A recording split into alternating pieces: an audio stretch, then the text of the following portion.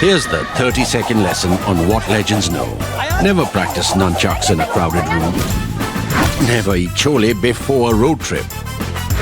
Always take your shirt off before you iron it. Don't take a call near a swimming pool. And don't forget, saving is not investing. Legends don't just save, they invest in mutual funds. Mutual fund investments are subject to market risks. Read all scheme-related documents carefully. This is the election campaign season. There is much we can anticipate. There is much we can expect. But there will also be many surprises. Sometimes a surprise a day. So in surprise, I would say that so far, the biggest surprise tactically and strategically in this campaign has been the BJP making Katchatheevu, the little island across India's eastern coast in Tamil Nadu, an election issue. An election issue for Tamil Nadu, it would seem, but also nationally, because the point the BJP is trying to make is that the leaders before them, that is the Congress leaders, or more specifically, the Gandhi dynasty. And there's a reason why I say specifically the Gandhi dynasty. I will come to that they were callous about India's territorial integrity, that they did not think twice before ceding Indian territory. And that's how this latest controversy suggests. And today, External Affairs Minister Jaishankar himself spoke at the party office. Remember party office. So this was a political statement, and he laid out some details of the agreements according to which Katchatheevu Island was quote unquote ceded or allowed to become part of Sri Lankan territory. These were two agreements in 1974 and 1976. Now we try to understand that issue. We will try to understand that issue. And you know what?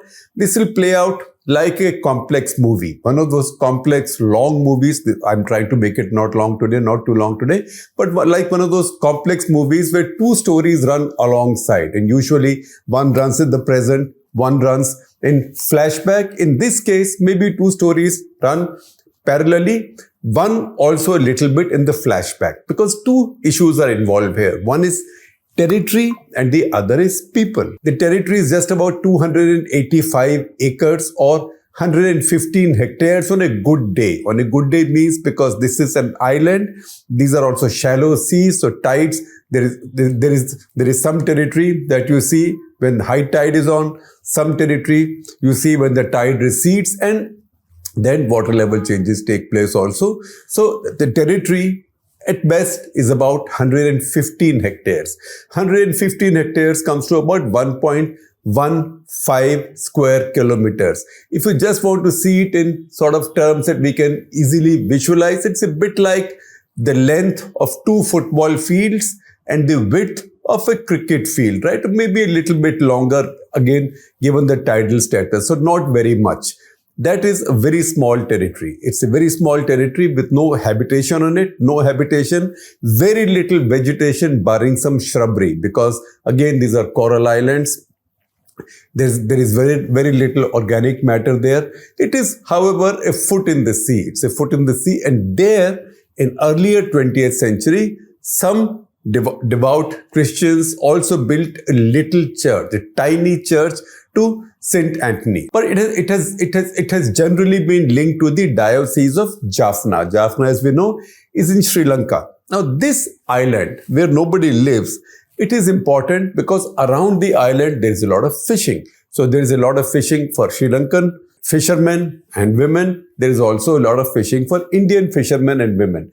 Then, if you see this part of the world and this part of our eastern coast, you will see how complex it is, because the width and the length of what is called as Palk Strait is not very much. So Palk Strait is what divides the part of Bay of Bengal that divides Sri Lanka and India in the Tamil Nadu area. So across Tamil Nadu, Palk Strait is about 64 to 137 kilometers wide.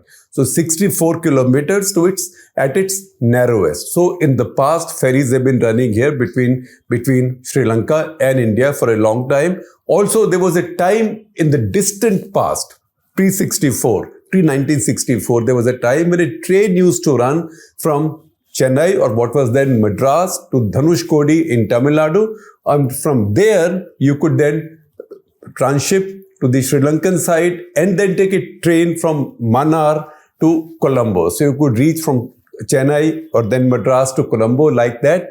The cyclone of 1964 took away most of Dhanushkodi and the train infrastructure. That hasn't been restored since then. I tell you this only so we can understand how close these areas are.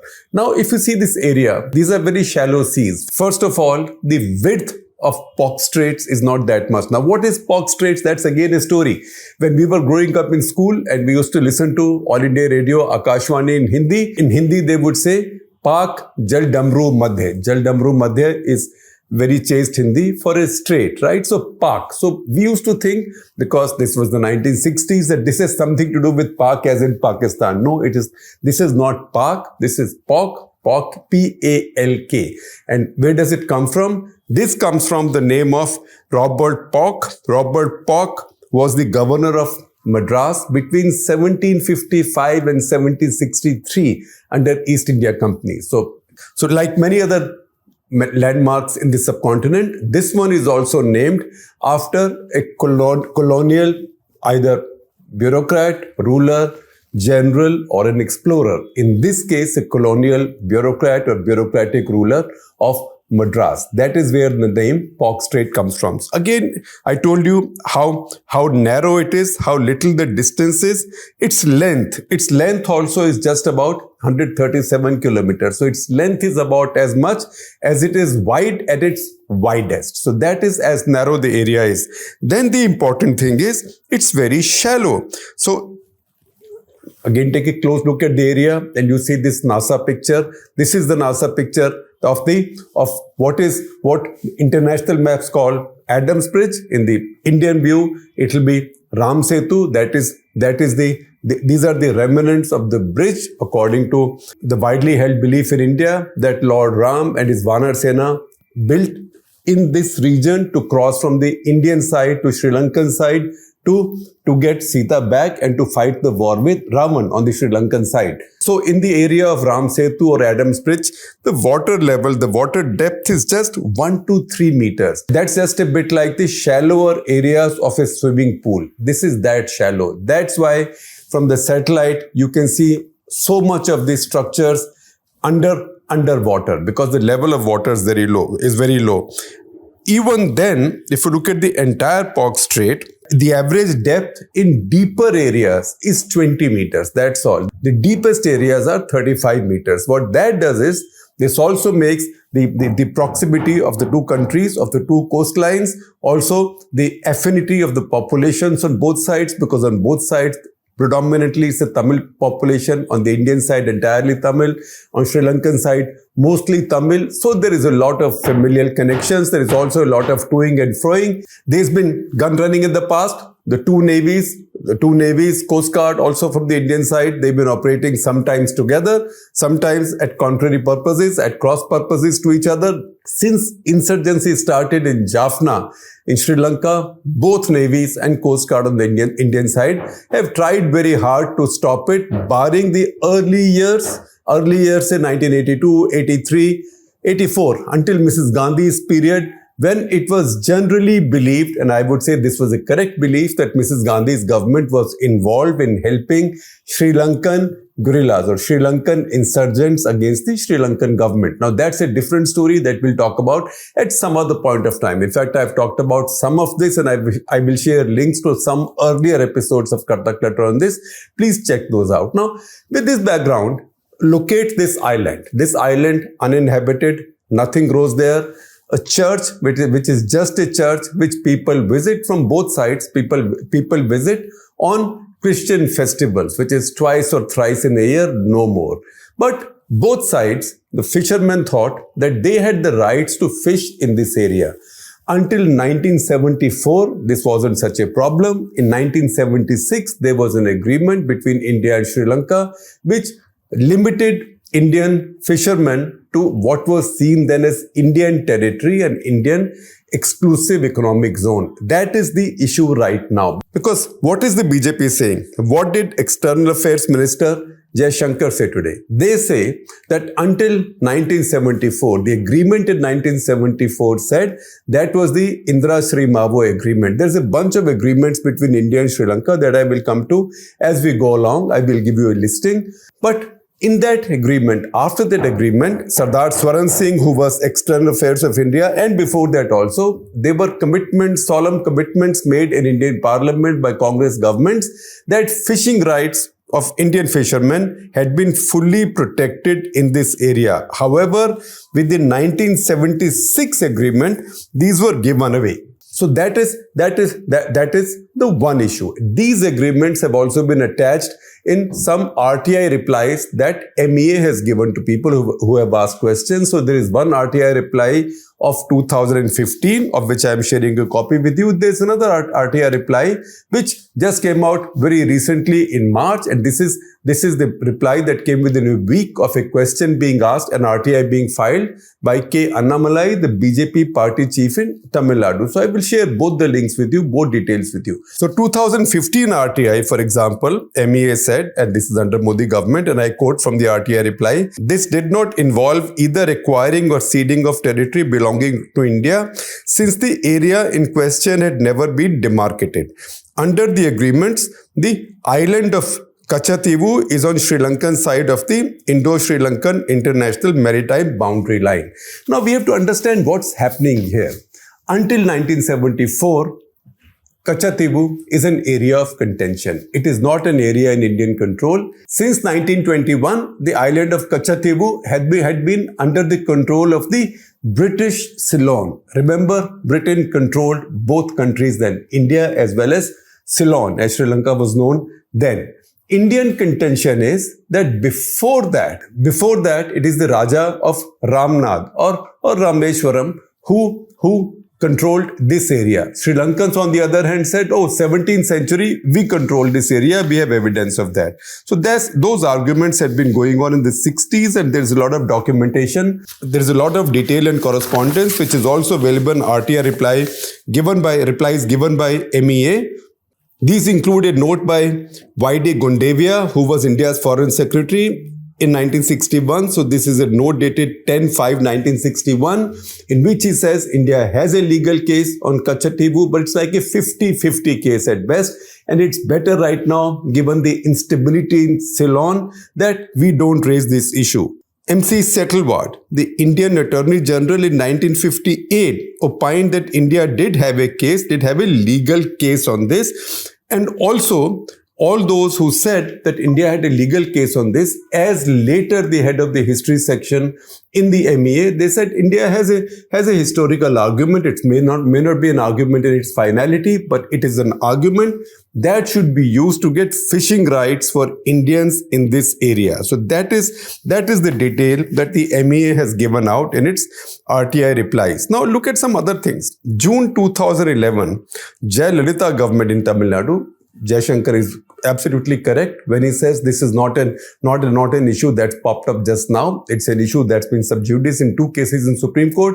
It's also something that Tamil politics has been picking up. Tamil political parties have been picking up from time to time. So June 2011, Jayalalitha had gone to Supreme Court, calling this agreement unconstitutional, calling the earlier India-Srimavo agreement and also the follow-on agreement in 1976 signed by the Indian and Sri Lankan foreign secretaries. I will give you dates in just a little bit, as I promised, that because it involved ceding Indian territory but was still not ratified by Parliament, this is unconstitutional. So the argument there was that a similar deal on Berubari enclave with Bangladesh, what used to be Pakistan, that had been seen as unconstitutional and requiring of parliamentary approval. Similarly, this needed parliamentary approval, and because it did not have it, it should be held unconstitutional.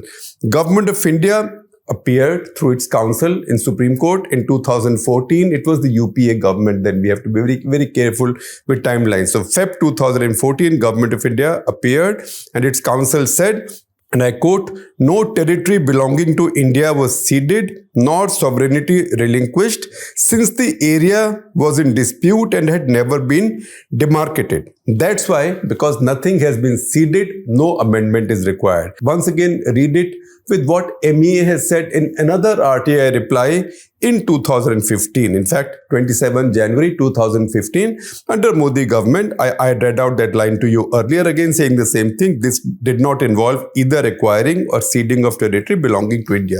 Now, the question that's been raised right now is not so much ceding of territory. Modi government has been clever because nobody is saying we'll take territory back, because its own counsel Mukul Rohtagi has said in Supreme Court in response to these cases that you cannot take this territory back short of going to war with Sri Lanka. So that is not the issue that Modi government is making. Of course, they are saying that the Congress governments in the past, particularly Gandhi-Nehru governments, played fast and loose with India's territory. We are not like that. The Jan Sangh earlier and the BJP is not like that. They give value to every millimeter to India's territory. And that's the political argument. Now, what's happened in 1976, however, is important. And that's where we have to look at this agreement. So I'm giving you one set of timelines right now. Then I will give you the second set. I told you that it will be like two movies running parallelly. So as far as territory is concerned, Katchatheevu is concerned, I told you there were two movies, one about territory and the other about people, right?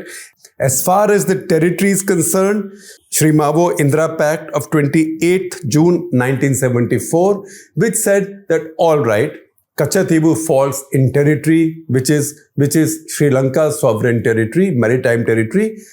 At the same time, Clause 5 and 6 of that agreement. And you see those agreements on your screen. I'm also sharing links with you. You can read them at leisure. These are very short agreements. Clause 5 and 6 are important. So Clause 5 and 6 say basically that fishermen and women from Indian side will have the freedom to use Katchatheevu Island and also the freedom of waters around the island. So similarly, the vessels of either country will be able to go in this area uninterrupted. And also when Indian fisher folk go to this island or Indian pilgrims to go to this island, they will not need any passport or visas. Sri Lankans will not insist on it. Then in 1976, this Sirimavo-Indira Pact was signed on 28th of June 1974. Jaishankar says that before that, Foreign Secretary of India visited Tamil Nadu, briefed Tamil Nadu government about this, Tamil Nadu Chief Minister, who said that, look, I can't be supporting all of these things, but if you make these agreements with Sri Lanka, I understand the value of this in the national interest. I will try and ensure that the protest is kept to the minimum. So it was done like an understanding between the central government and the state government. That's the point the BJP is making, that the Congress and DMK were, quote unquote, complicit in this. Then 2 years later, another agreement was signed. Now, this agreement was not signed by the prime ministers. This agreement was signed by the foreign secretaries from both sides. So, Keval Singh from the Indian side, WT Jaisinghe from the Sri Lankan side. This agreement now demarcated the maritime boundaries between the two countries.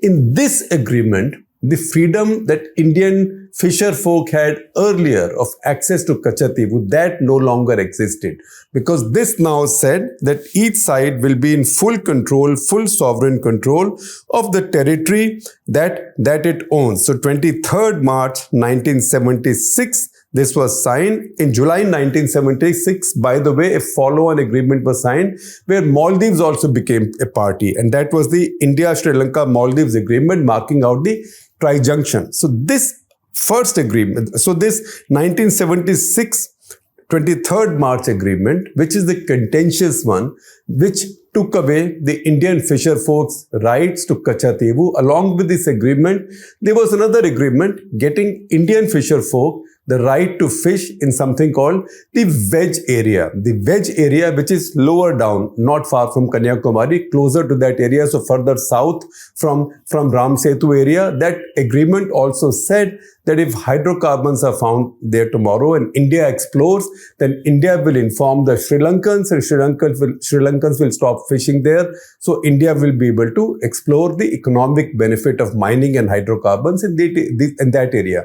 This agreement also is appended in the same RTI reply. Clause 5.2. Clause 5.2 of the 1976 agreement is what is the cause of contention now. So earlier, the 1974 agreement gave Indian fisherfolk the right to go to Katchatheevu, no problem. Now it said, clause 5 subclause 2, and I quote, each party shall have sovereignty over historic waters and territorial sea as well as the islands falling on the side of the aforesaid boundary. And then it follows on, number 3, subclause 3, each party shall respect the rights of navigation, that's rights of the other side, right of navigation through its territorial sea and exclusive economic zone in accordance with international law. Now you might ask me that if 1974 this agreement had been signed already, which allowed fisherfolk the freedom of navigation in that area, there was the need to sign one more agreement in 1976. So what is it that happened between 1974 and 1976? And that is something that you are not seeing in the debate so far. So 1976 it is that countries started defining their territorial waters and exclusive economic zones, because that is when India had also decided that they were going to sign UNCLOS, that is UNCLOS, that the United Nations Convention on Laws of the Seas, right? That is what everybody is now trying to hold the Chinese to in South China Sea, although mind you, or never mind that the Americans have not yet ratified it. In 1976, India passed an important law. This was the Territorial Waters, Continental Shelf, Exclusive Economic Zones and Other Maritime Zones Act of 1976. This is the emergency government of Mrs. Gandhi, of Indira Gandhi. They passed this law in June 1977. By this time, it is Morarji Desai's Janata government. June 1977, India ratified UNCLOS. Before ratifying UNCLOS, you had to also define your maritime boundaries. It was in the process of that definition of maritime boundaries that this follow-on 1976 agreement with Sri Lanka was signed. It's important for us to, I know it's a bit cluttered and I'm trying to keep it as simple as possible, but these are complex issues. These issues are not just about little bit of trading in territory. These are not feudal times. We are living in a world that is governed by international laws. In mid-70s is the time when one of these laws India decided to embrace, and India has continued to be in that law, in the embrace of that law since then. And when India now, even at Quad and other places, talks about freedom of navigation, following international law, laws of the seas, there is reference to this particular law and this particular multilateral global arrangement. Now we come on to our second movie. I can't do it like a really smart filmmaker would do it. A film director would do it, like take 2 frames from one, 2 frames from the other and juxtapose one with the other and move from one to the other. That's a tough one to do in this format. Plus, surely I don't have the talent to do this. So the other agreements to remember, one, Nehru-Kotelawala Pact. John Kotelawala was the Prime Minister of Sri Lanka in 1954.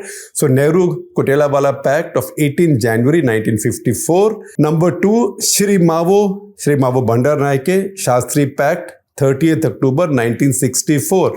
And then, of course, we move on to Sirimavo-Indira Pact of 28 June 1974 that we've talked about already. That was about Katchatheevu Island, but there was an underlying issue there. And that underlying issue harks back to the first 2 agreements that I talked to you about, that is the Nehru-Kotelawala Pact and Sirimavo-Shastri Pact.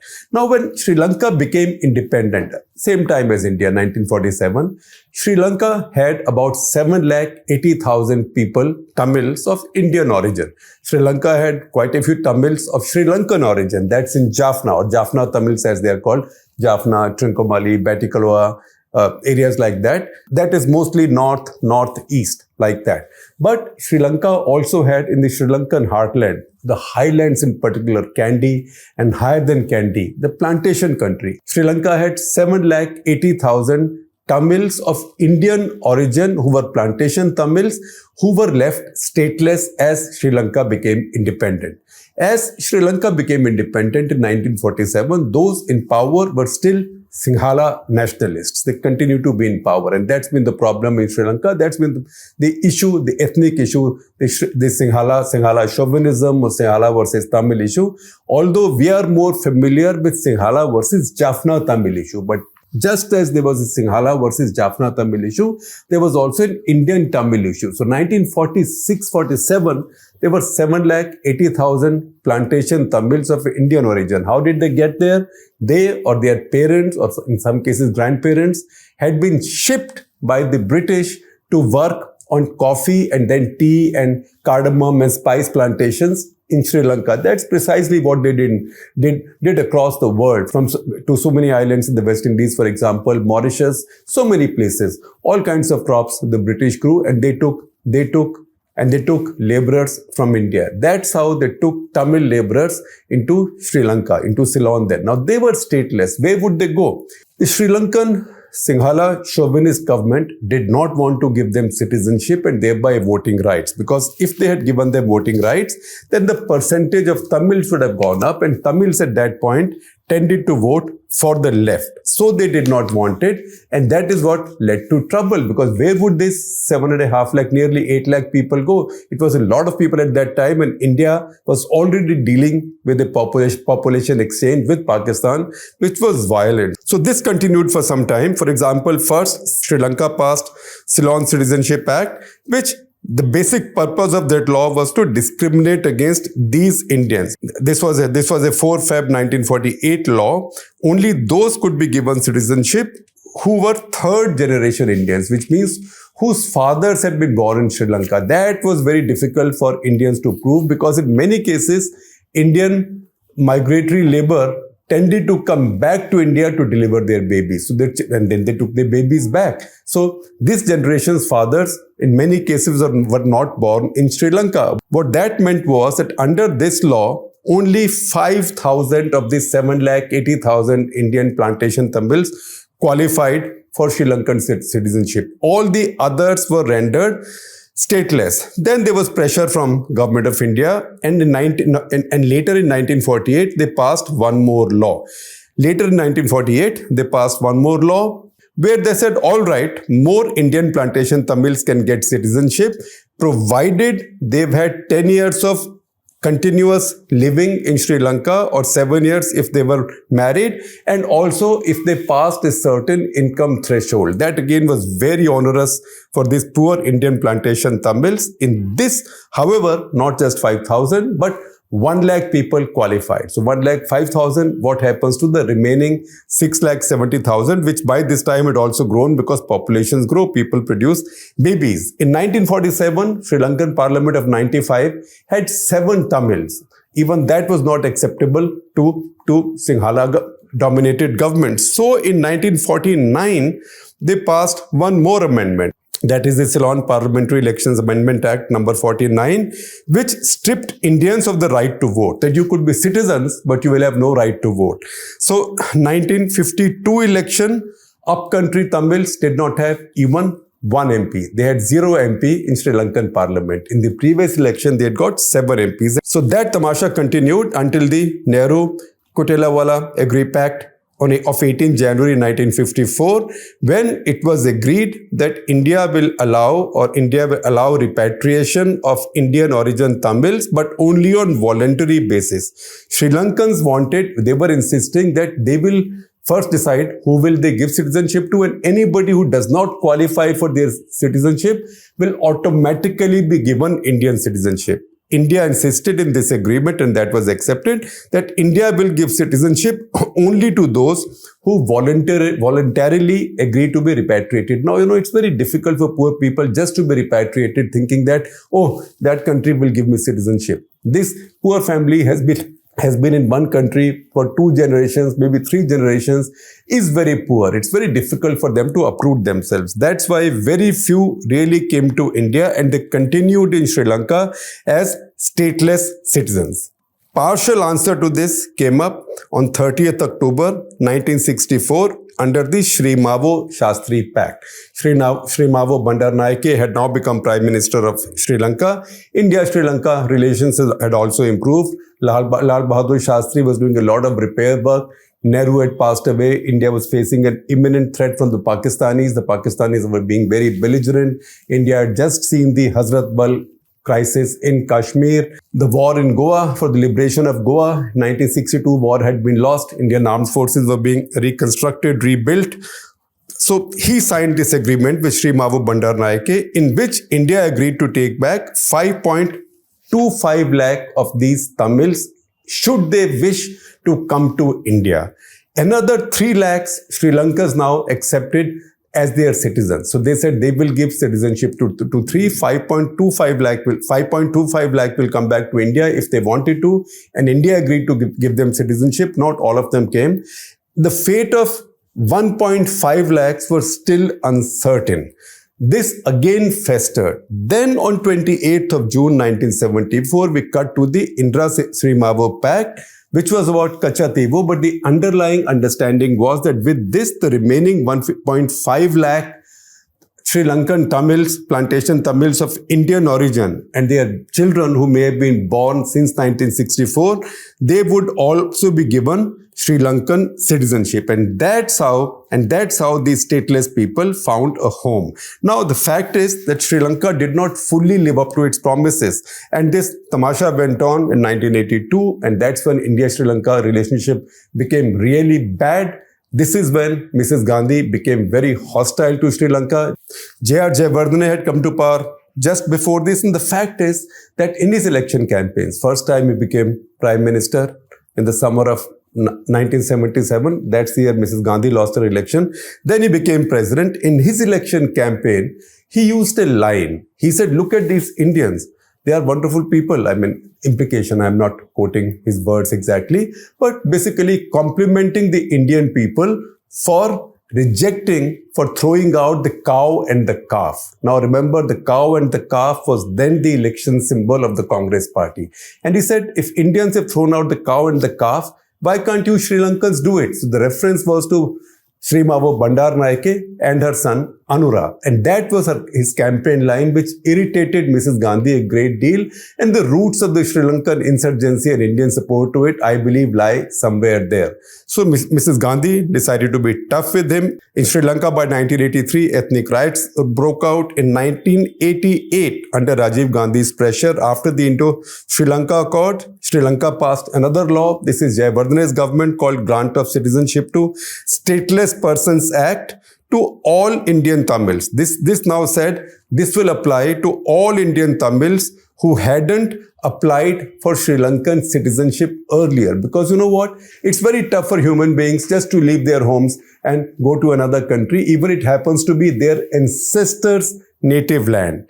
Then this was settled more or less on October 7, 2003, when Sri Lankan Parliament passed unanimously a new law called Grant of Citizenship of Persons of Indian Origin Act number 35 of 2003, where all Indian Tamils resident or born in Sri Lanka since 1964, they had all been given citizenship. This now benefited 1,68,141 Indians who had been eligible for Indian citizenship, but were still staying there. All Indian Tamils now became Sri Lankan citizens. So these two movies played out together. When you see the problems that these stateless Indians were having, which started out with 780,000 in 1946, and the numbers then go up all the time because people produce babies. There was a grand bargain about their fate and welfare, and also this territory. Now you might say that a bargain of territory for people is not such a good idea. It's an obscene idea. It's a good thing. It's a bad thing. Those are political and principled arguments that go on and on. But to understand one, you have to also follow the other, because one led to the other. And even now, if you see, for example, Jairam Ramesh's tweet explaining this and also calling out what he sees as the government's hypocrisy, he makes a reference to this, that it is after the Indira-Sirimavo agreement of 1974 that Indian plantation Tamils who were rendered stateless, they got a just deal. So just as we try to understand territory, we have to understand this issue is not just about territory. The issue is about territory, but it's also about people. And it's also about a grand bargain. Now Sri Lankan plantation Tamils, they are doing all right, it seems. In fact, Sri Lanka is not a country we know very much about. In India, we don't study it very much except in terms of its politics, insurgency, things like that, but also in terms of its cricket. So who's the biggest cricket star Sri Lanka has produced? That Muthaiya Muralidharan, he's a plantation Tamil, born to a family of plantation workers. His grandfather or great-grandparents migrated to Sri Lanka from our Tamil Nadu. Muthaiya Muralidharan, Russell Arnold, Roy Dias, the younger generation may not remember it, but since the 80s, he used to be a wonderful, attractive and brilliant batsman who gave India a lot of trouble. Muthaiya Muralidharan, Roy Dias, and two players who we've seen more recently, that is Russell Arnold and Angelo Matthews. All of these are plantation Tamil. So these have become very much a part of Sri Lanka.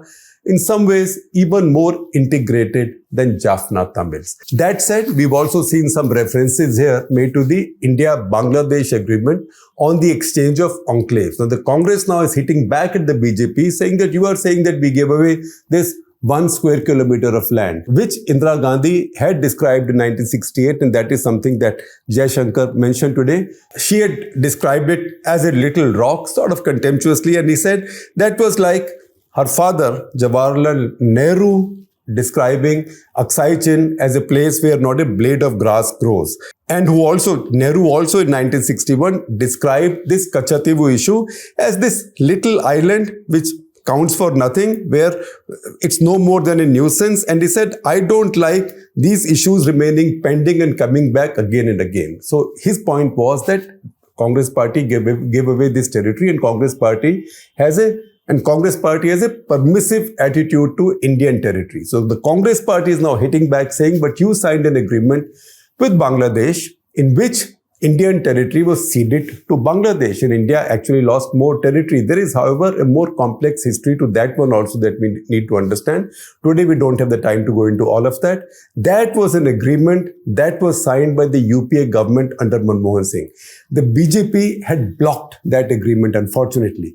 So that agreement had to wait for Narendra Modi to come to power, and I would say that in larger national interest, and he deserves compliments for this. In 2015, he did ratify that agreement. And when he ratified that agreement, he said something really emotional and complimentary about this arrangement of embracing a neighbor and leaving out petty consideration while achieving a larger purpose. Now, 2013, when these talks with Sri Lanka were going on and the BJP in parliament was blocking this agreement, I had written a national interest article, which was then headlined, just a short newspaper headline in the Indian Express where it appeared, Dear Narendra Bhai. What did that national interest article say? You can see that article on your screen. I will share a link with you. And in the course of time, maybe tomorrow, if not today, I will also record a video version of it. So you can see, you can access it more easily. And I'm doing that with some of my earlier articles, as you may have noticed. In that article, I said that, look, you know that this is in India's national interest. Bangladesh now has Sheikh Hasina, who's friendly to India after a long time. Bangladesh so far had Islamist regimes which were hostile to India and very friendly with Pakistan.